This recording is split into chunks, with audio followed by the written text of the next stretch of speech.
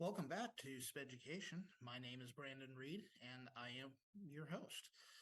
Well, it's a new week, and we have a new topic to discuss. So, without further ado, let's dive into today's lesson.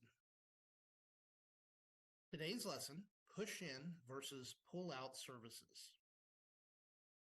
So, what is the biggest difference between push in and pull out services? A lot of parents may have that kind of question. And they may also ask, well, is push in better than pull out services? Which one is better? And should my child have that? Well, in order to determine that, we have to talk about the differences first. So let's talk about the differences between push in and pull out services. Push in services, as defined by understood.org, says specialists work closely with students in the general education classroom. Instructional support, differentiated instruction, or related services are provided in the classroom. This is typically the go-to method for special ed teachers. If you go into any kind of high school or middle school, 95 to probably 98% of the students that are in special ed are in push-in services. But if they require special ed services, why are we pushing them into the general ed classroom? Push-in services help support social engagement, which is something that special needs students desperately need. And if you're wondering what social engagement is, it's basically how one interacts with other individuals in social settings. SPED students can't be isolated from the rest of the world. They need to know how to interact with others that are different from them, which is why it's recommended to enroll students in daycare so that they have the chance to interact with other kids. Because when SPED students grow up, they're not going to have somebody there to hold their hand. They may have support through things like vocational rehab, but the majority of the time, they're going to have to navigate the world on their own. And so they need those social interaction skills built in early on. But what about pull-out services? I mean, obviously, there are going to be some students that do require more services than the general ed teacher can provide. And in those cases, those individuals receive pull-out services. So how does that work?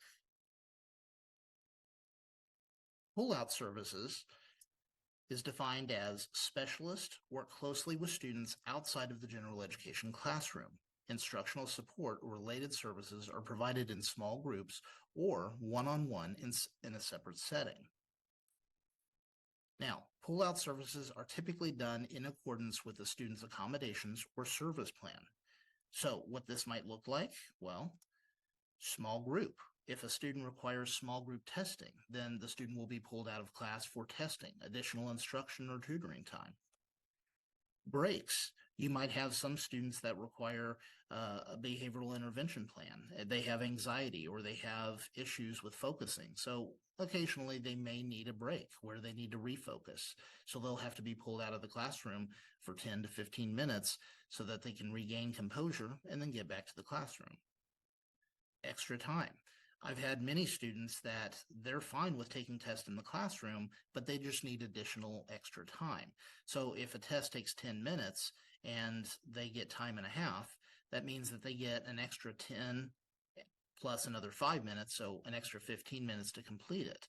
Well, if the rest of the class finishes in 10 minutes, obviously they're going to need to be pulled out to be taken to another location to finish their test. So that way they can have a quiet space to concentrate. And then, of course, you've got service minutes. Now, service minutes are the minutes that are provided to the student. These can be provided in the general ed setting, but typically with pull-out services, these are provided in a resource setting.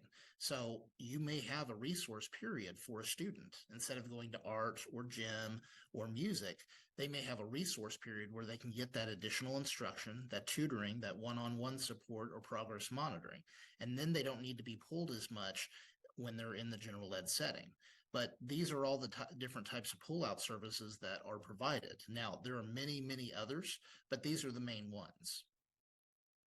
So pull-out services can be beneficial, especially if the general ed teacher can't provide the type of support in the general ed setting that the student needs. However, when those students are pulled out, there are some negative consequences of that. And one of the negative consequences is they may lose that social interaction time with their peers, but they can make that up on the bus, during recess or in the hall or during lunch. So it's not necessarily a bad thing because they can't always make that up. Another negative consequence is that when they are pulled out for services, they may miss academic material that was provided to the other students in class. But again, the special ed teacher can work with the general ed teacher and get that information that they missed provided to the special ed student at a later date. So when you're looking at this, you kind of have to weigh the benefits over the risks. And if the student's needs require them to be pulled out, then the student's needs, the benefits outweigh the risk in that situation. So which is better then? Well, that depends on the student. Because remember, in special education, each student is different. And because of this, what works for one student may not necessarily work for another. It is up to you as the parent to identify what works best for your child. But because who knows your child better than you? And remember, special education is not a one-size-fits-all mentality. So hopefully that's cleared up some things in regards to push in and pull out services. But if you have additional questions, please feel free to comment in the comment section and I'll be more than happy to answer those. Or you can use the resources in the description for the video to research more information about push in and pull out services. So what are we going to be learning about next week? So next week's lesson, related services. What are they and how do they relate to special ed? And if you liked what you saw today, please click the like button. And if you want updates on future videos, feel free to click the subscribe button and ring the bell for updates on future videos. And as always, if you have questions, feel free to post those in the comments and make sure to share this channel with others that might benefit. And until next time, class dismissed.